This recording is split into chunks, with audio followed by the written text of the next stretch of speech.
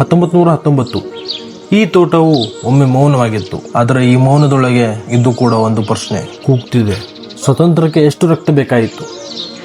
ಅಮೃತಸರದ ಹೃದಯದಲ್ಲಿರುವ ಜಲಿಯನ್ ವಾಲಾಬಾಗ್ ಗೋಡೆಗಳಿಂದ ಸುತ್ತುವರೆದ ಒಂದು ಸಣ್ಣ ಸ್ಥಳ.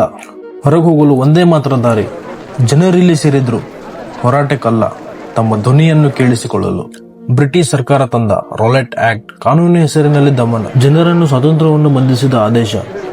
ಆದರೆ ಜನರಿಗೆ ಇನ್ನೂ ಗೊತ್ತಿರಲಿಲ್ಲ ಇದು ಅವರ ಬದುಕಿನ ಕೊನೆಯ ಸಭೆಯಾಗುತ್ತೆ ಎಂದು. ಸೈನಿಕರ ಹೆಜ್ಜೆಗಳ ಶಬ್ದ, ಗಾಳಿಯು ಉಸಿರು ತಡೆದ ಕ್ಷಣ. ಜನರಲ್ ಡ್ರೈಯರ್ ಎಂಬ ವ್ಯಕ್ತಿ ಆ ಭಾಗಕ್ಕೆ ಪ್ರವೇಶಿಸುತ್ತಾನೆ. ಯಾವ ಎಚ್ಚರಿಕೆ ಇಲ್ಲ, ಯಾವ ಘೋಷಣೆ ಇಲ್ಲ. ಒಂದು ಕ್ಷಣ, ಮತ್ತೊಂದು ಆಜ್ಞೆ. ಫೈರ್ ಅಂತ ಕೂಗ್ತಾನೆ. ಗಾಳಿಯಲ್ಲಿ ಗುಂಡುಗಳ ಶಬ್ದ, ಜನರ ಕಿರ್ಚಾಟ. ಈ ನಡೆದ ಘಟನೆಯಲ್ಲಿ ಚಿಕ್ಕ ಮಕ್ಕಳು ಕೂಡ ಇದ್ರು. ಮಕ್ಕಳು ಅಳುವ ಶಬ್ದ, ತಾಯಂದಿರ ರಕ್ಷಣೆ ಕೂಗು. ಓಡಲು ದಾರಿ ಇಲ್ಲ, ಅಡಗಿಕೊಳ್ಳಲು ಸ್ಥಳ ಇಲ್ಲ. ಬಿದ್ದವರ ಮೇಲೆ ಮತ್ತೆ ಗುಂಡುಗಳು. ರಕ್ತದಿಂದ ತೊಯ್ದ ಮಣ್ಣು.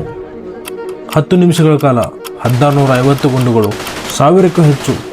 ತಪ್ಪೇ ಮಾಡಿದಿರುವ ಜೀವಗಳು.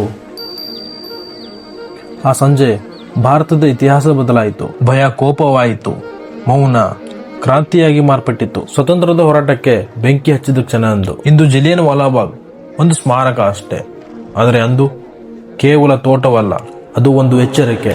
ಈ ವಿಡಿಯೋ ನಿಮಗೆ ಇಷ್ಟ ಆಗಿದ್ರೆ ಲೈಕ್ ಮಾಡಿ, ಶೇರ್ ಮಾಡಿ ಆ್ಯಂಡ್ ಸಬ್ಸ್ಕ್ರೈಬ್ ಮಾಡ್ಕೊಳ್ಳಿ ಅಂತ ಹೇಳ್ತಾ ಮುಂದಿನ ವಿಡಿಯೋ ಜೊತೆಗೆ ಬರ್ತೀನಿ. ಅಲ್ಲಿವರೆಗೂ ಸಿಗೋಣ.